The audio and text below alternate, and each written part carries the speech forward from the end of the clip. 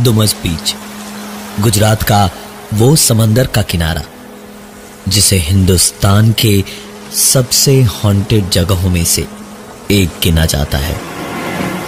वहीं पर एक चट्टान के पास जब रात का वक्त था, निखिल समंदर किनारे रेत पर बैठा समंदर को ताके जा रहा था। एक अजीब सी खामोशी थी उन लहरों में, एक अजीब सा सुकून था लहरों की उस उथल पुथल में। बैठे बैठे निखिल अपने ही ख्यालों में खोया हुआ था जब अचानक से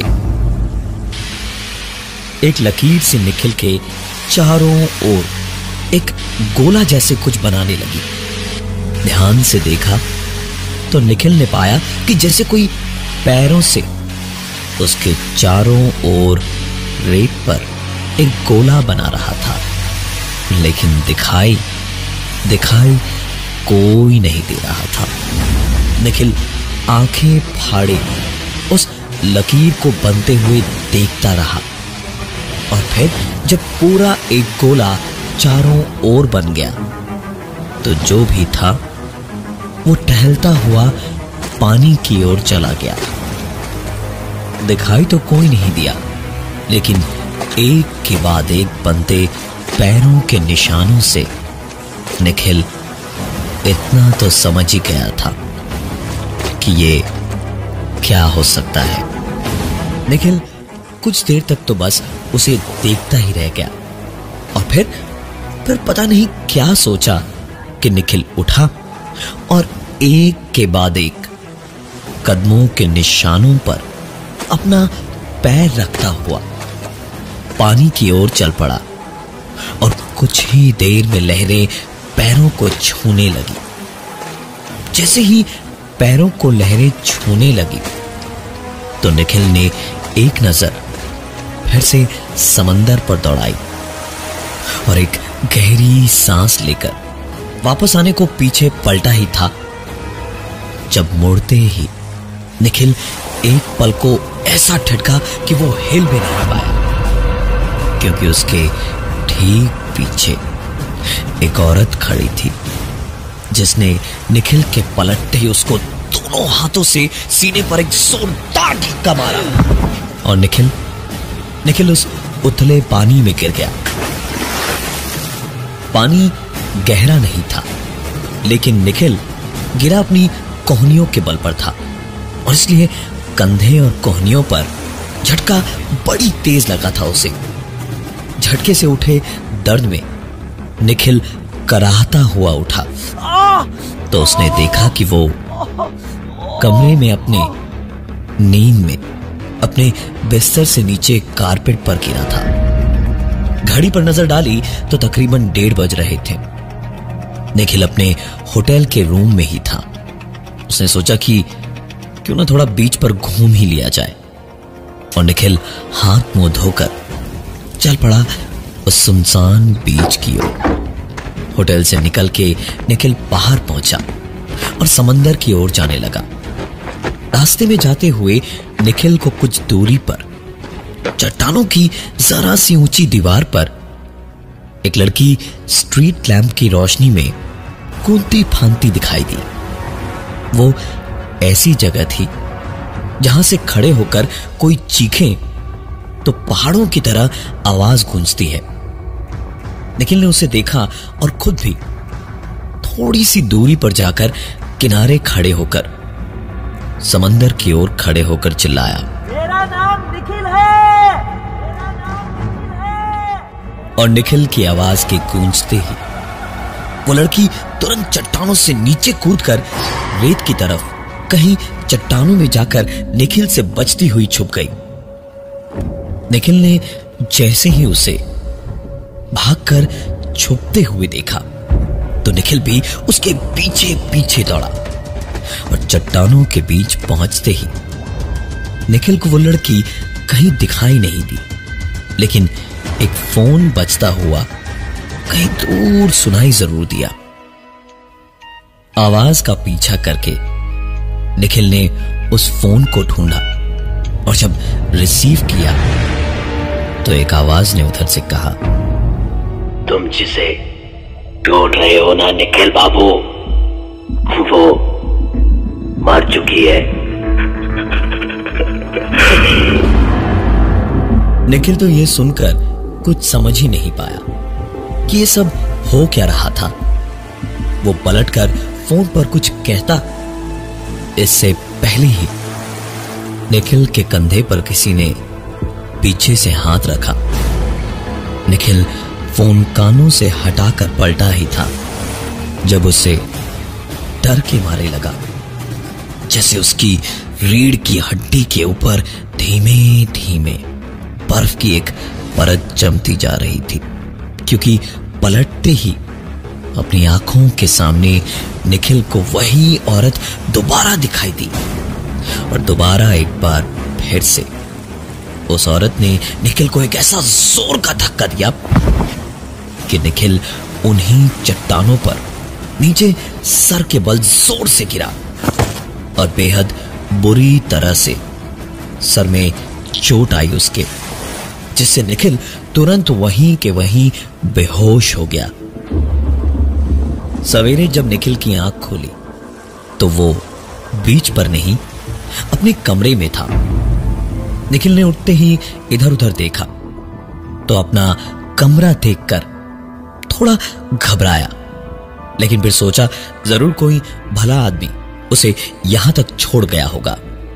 लेकिन जब सर पे लगी चोट का हाल देखने को सर पर हाथ रखा तो निखिल ने देखा सर पे तो क्या, पूरे बदन पर कहीं कोई खरोंच नहीं थी।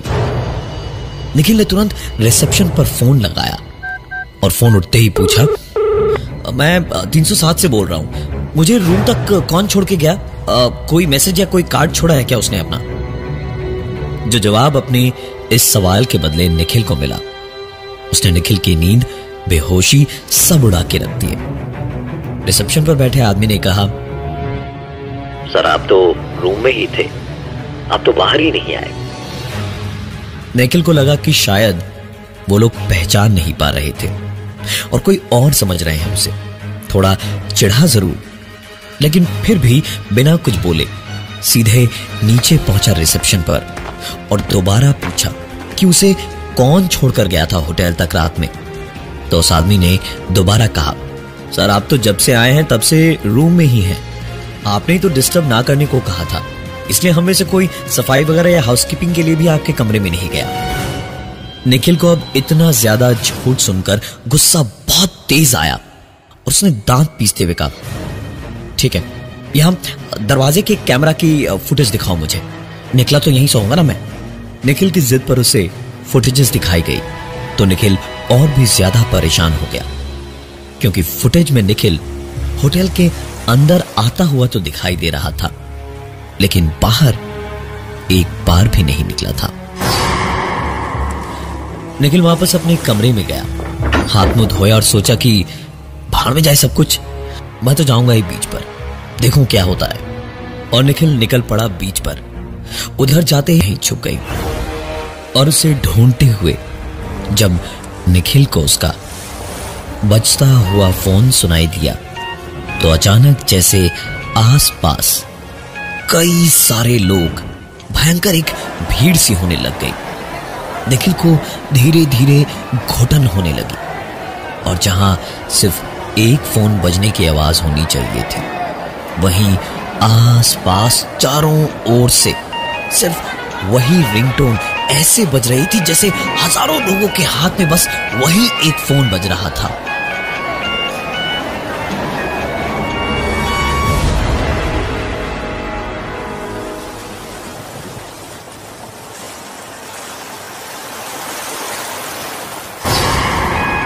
निखिल ने अपने कानों पर हाथ रखा और पूरी तरह से आवाजों को बंद करने की कोशिश करने लगा और उसकी कोशिश जैसे रंग ले आई, क्योंकि तकरीबन 10 सेकंड के बाद ही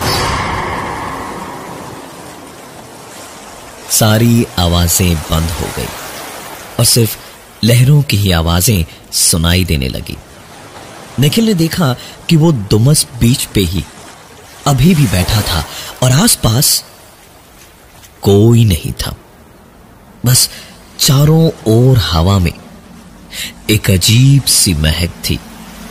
शायद उस महक की वजह से ही निखिल के उठकर खड़े होते ही इतनी देर से उस कड़ी धूप में रहने की वजह से एकदम अचानक से उसे चक्कर आया और निखिल बेहोश होकर गिर पड़ा।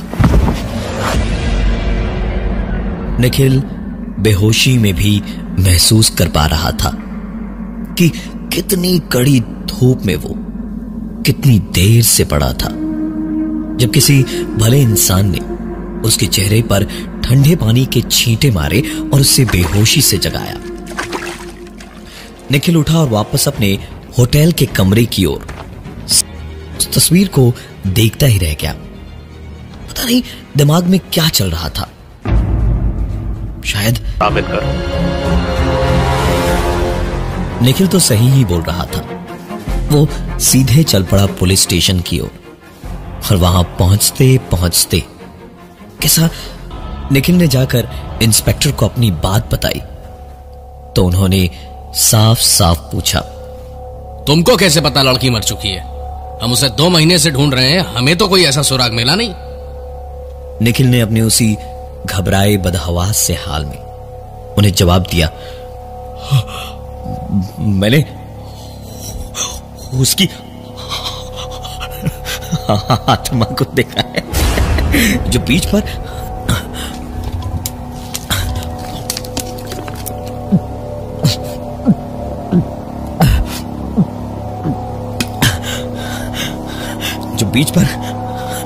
चट्टानों के पास एक पल को थी और दूसरे पल गायब हो गई। उसका फोन भी था वहीं पर। आप चाहे तो मैं आपको दिखा सकता हूं, उसका मोबाइल दिखा सकता हूं। इंस्पेक्टर ने इस बात पर हंसते हुए कहा, अच्छा, अब भूत प्रेतों के भी मोबाइल फोन होने लगे और उन्हें फेंक कर वो इधर उधर जाने भी लगे। अच्छा बता ये क्या है? हा? इतना पूछकर एक छोटी सी शीशी निकालकर इंस्पेक्टर ने सामने टेबल पर रखी। जिसे देखते ही हाँफता हुआ निखिल तुरंत उस शीशी पे टूट पड़ा और शीशी खोलकर आनंद फानंद में उसमें भरी सारी टैबलेट्स निकल गया। और जैसे ही उन्हें निगलकर उसकी जान में जान आई तो सुकून से एक लंबी सांस लेकर निखिल ने आंखें खोली, इधर उधर देखा और फिर पूछा, अरे मैं यहां कब आया? ये पुलिस स्टेशन में क्या कर रहा हूं मैं? ये तो पुलिस स्टेशन है ना। उसी को ढूंढने यहां आया था क्योंकि किसी काम से वो यहां दुमस बीच आई थी और फिर कभी वापस नहीं लौटी। मैं उसे ढूंढता हुआ जब बीच पर पहुंचा तो उसका फोन भी मिला था मुझे, लेकिन फिर कहीं गुम हो गया वो फोन चट्टानों में। आप चाहें तो वो जगह आपको दिखा सकता हूं मैं। इंस्पेक्टर को केस सॉल्व होता हुआ दिखाई दे रहा था। उन्हें पूरा यकीन हो चला था कि निखिल ने ही प्रीति को गायब किया है। वो तुरंत उसके साथ चलने को तैयार हो गए कि सबूत तो ये खुद ही लाकर दे रहा है। निखिल उन्हें वहां तक लेकर पहुंचा और कुछ तो निखिल की किस्मत खराब थी या इंस्पेक्टर की अच्छी, जो फोन वहीं सामने ही पड़ा मिला। और जब उसे उठाकर चेक किया तो निखिल के ही कई सारे कॉल्स दिखाई दिए। इंस्पेक्टर ने अब तो कोई सवाल पूछना भी जरूरी नहीं समझा और निखिल को वहीं पीटना शुरू कर दिया। अच्छा तो तूने नहीं मारा उसे, लेकिन तुझे पता है कि वो मर चुकी है और उसका फोन यहीं मिलेगा। जब तुझे पता था कि फोन यही है तो उसे लेके मेरे पास क्यों नहीं आया? हाँ? बोल, तू भी ड्रग्स बेचता है ना? हाँ? तू ग्राहक है कि पूरा रैकेट तू चला रहा है? बोलता क्यों नहीं? बोल। हाँ? निखिल का तो मुंह खुला का खुला रह गया उसे समझ ही नहीं आ रहा था कि ये सब क्या सुन रहा था वो। इंस्पेक्टर को जब मन मुताबिक जवाब नहीं मिले तो वो बुरी तरह से निखिल को पीट ही रहा था। जब अचानक निखिल अधमरी सी हालत में इंस्पेक्टर के हाथ से छूट के खिसकता हुआ इंस्पेक्टर की आंखों के सामने से पानी की ओर खींचता चला गया।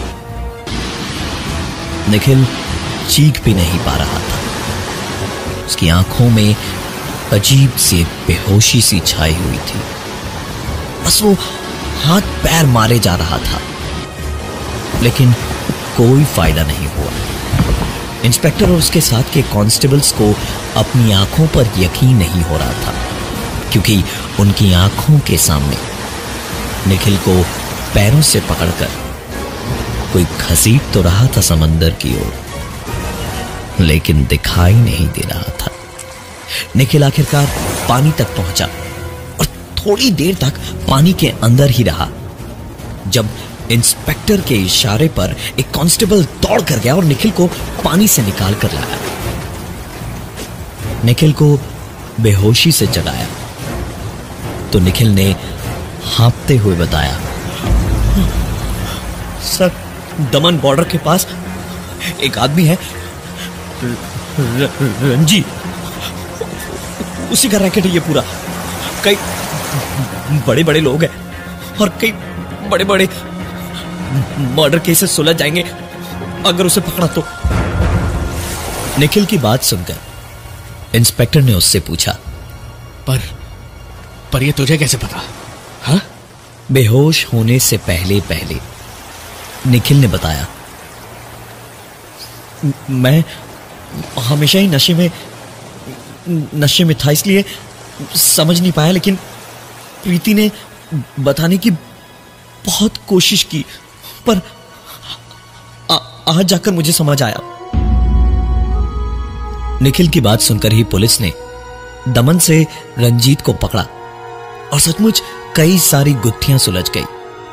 प्रीति एक अच्छे घर की लड़की थी, लेकिन मां बाप के ध्यान न देने की वजह से भटक गई थी।